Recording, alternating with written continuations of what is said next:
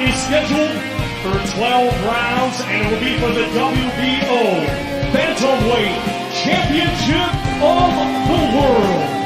Brought to you by Frank Warren on behalf of Queensberry Promotions, along with their great sponsors, 32 Remit and Foot Asylum.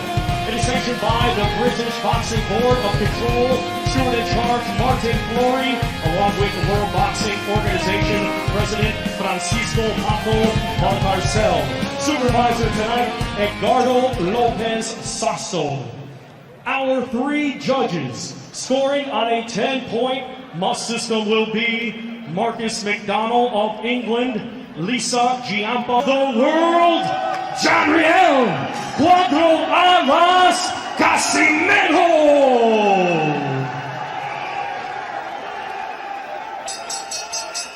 And his opponent across the ring, he is the defending world champion, fighting tonight out of the blue corner. He's wearing white with red and gold and weighed in at 8 stone 4 pounds. Hailing from East London, Eastern Cape, South Africa, he has a professional record of 28 wins, 3 defeats, with 21 of his 28 wins coming by way of knockout. Ladies and gentlemen, here is the former IBF Junior Bantamweight World Champion, and tonight, the reigning and defending WBO Bantamweight Champion of the World, Zolani Lastborn Tete!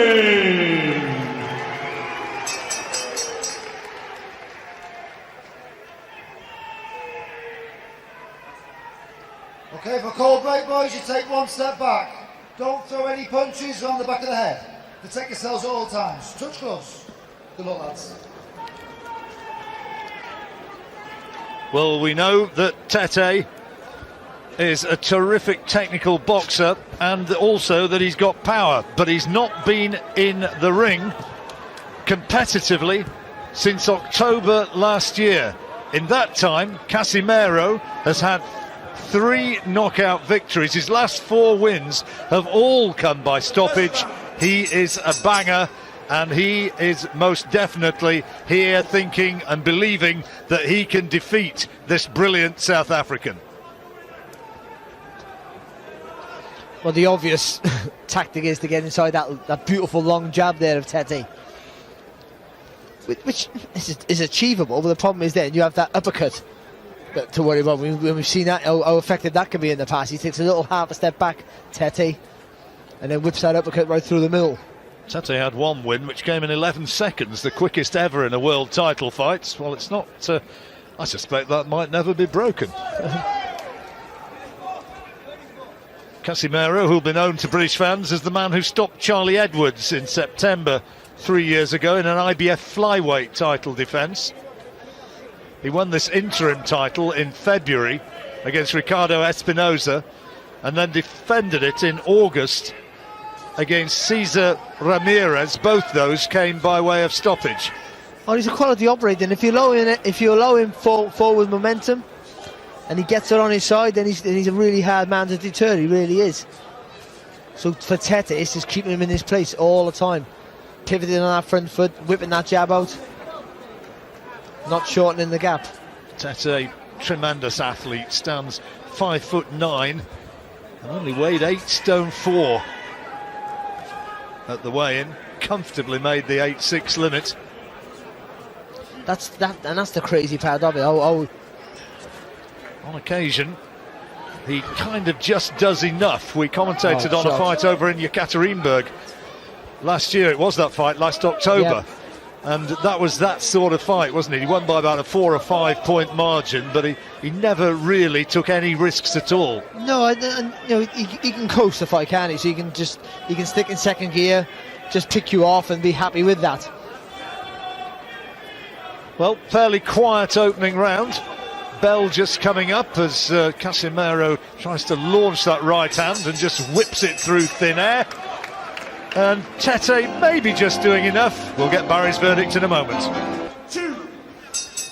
Well, as we go into the second round, how did you score that one, Barry? I give it to Tete. I think just some of those flicking jabs were enough to give him the edge for me. Casemiro didn't really do enough, if anything, to be fair.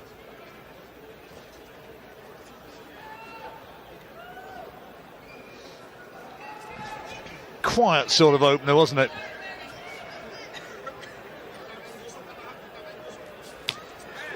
Test will come when Casemiro lands one of those big punches, or when he fully commits to an attack. He's jumped into a few attacks, but I don't think he's been fully committed. And when he does that, if he can be effective, or if Tete can read it, and as we said earlier, whip that uppercut on the target. Casemiro promoted by the legendary Manny Pacquiao.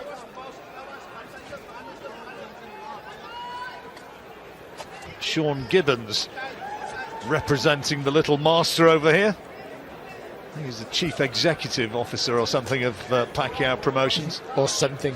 Yeah, well, it's a significant job, you know.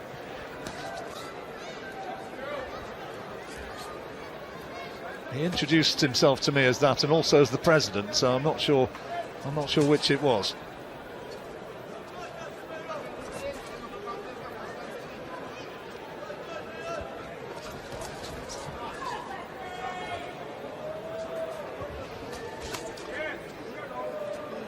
Again, Casemiro got too much experience just to rush in because he knows he'll walk onto shots, but also with him not doing that means he's not being remotely effective.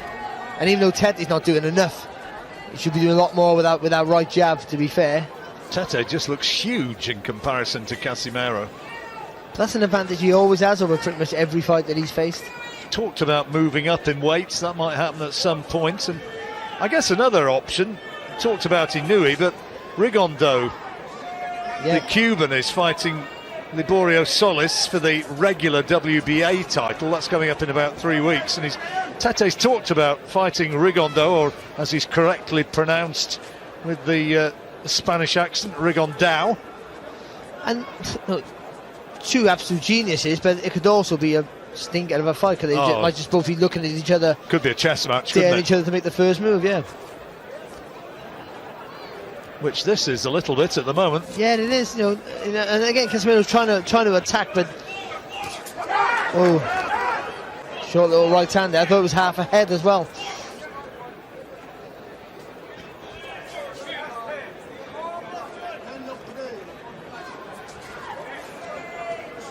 As ever, Tete's entourage came to the ring singing and dancing as the second round ends.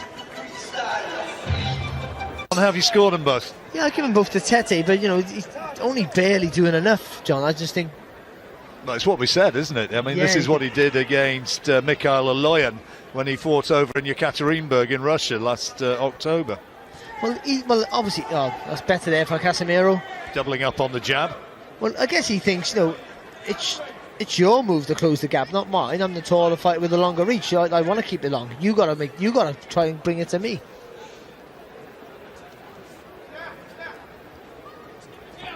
Bags of experience, though, Casemiro.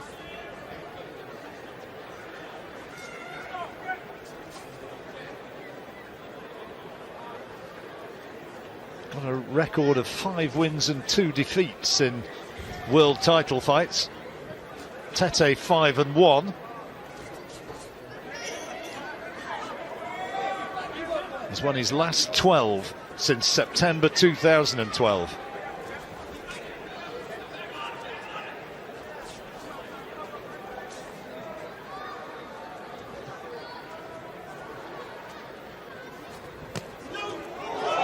Oh, Casemiro got him.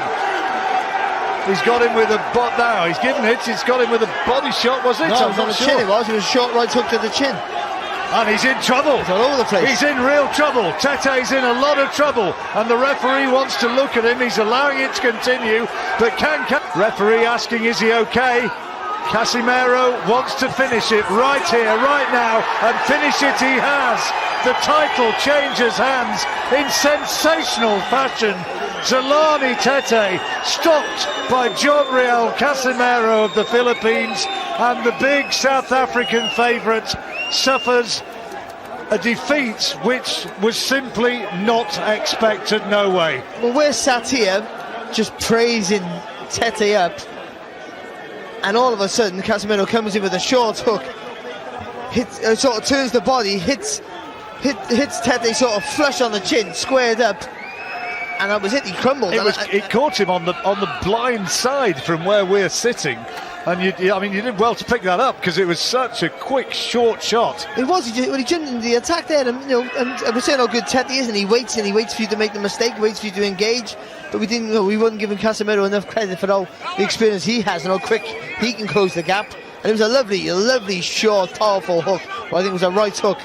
It's a minute or more, maybe 2 minutes now since that punch was landed. It's only just now that Tete's got back to his feet. He was really, really badly stunned by this. You're going to see it now here. Nothing's happening.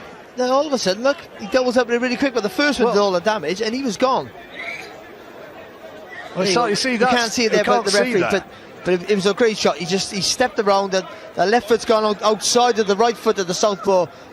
Oh, look at that, right on the temple. Right on the temple. Short little right hook, right on the temple. And he does it again, doubles it up again, but the first one did all the damage. He jumped in with a body shot, which initially I thought was what had done it. And then he lands with 2 right hands to the side of the head. And he's done. Now look at this now. There's nothing really clean, conclusive. He got caught on the top of the head there, Tete. But he wasn't recovered from the first one. The referee could have easily stepped in after the first knockdown. But the referee Steve Gray was right to step in there. Tete's not defending himself. His eyes were all over the place. And wow, what a win! Tete sitting down again on the stool in the ring, and he still looks very, very dazed by what's happened in there. Meanwhile, celebrations on the other side of the ring, hugs and kisses for a new champion. And Casemiro, of course, now is a 3-weight world champion, having been a former light fly and flyweight world champion. And here he is putting himself right into the mix. And they talked about Tete against Inouye. I wonder if it might be Casemiro against Inouye now. And to be fair, I feel like we didn't give Casemiro enough credit because he's a world-class fighter. But you just felt that he was too small, John, didn't you? Too small coming up the weights, that he wouldn't be able to maybe cope with Tete's reach and physical size. But wow. And his speed as well, you know. Yeah, of course, yeah. But the fact that Tete hadn't fought for over a year, I wonder if that might be a maybe not. But I don't think you could take anything away from Casemiro. He's seen the gap. He took that step on the outside, threw a lovely short right hook, caught him on the temple, doubled it up to make sure, and then jumped all over him. I think it was a fantastic result. Coming away from home, we know Tete's not home. He feels like he's at home here. Coming away from home, really, as the opponent. No one really thought he would win. People forgot that he was a 2-weight world champion. No one thought he could win.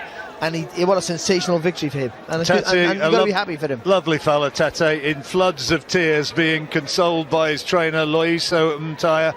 But it's all about the other man, Casemiro.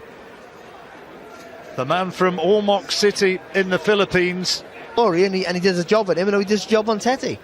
Well, if you've never heard of Zolani Tete, you have to trust me and Barry. He has been an outstanding fighter, an outstanding champion, and to give him a beating like that, a shock defeat like that, you have to give all credit to Casemiro. You really do. Oh, you do, and he must be a nice guy because Charlie Edwards is ringside.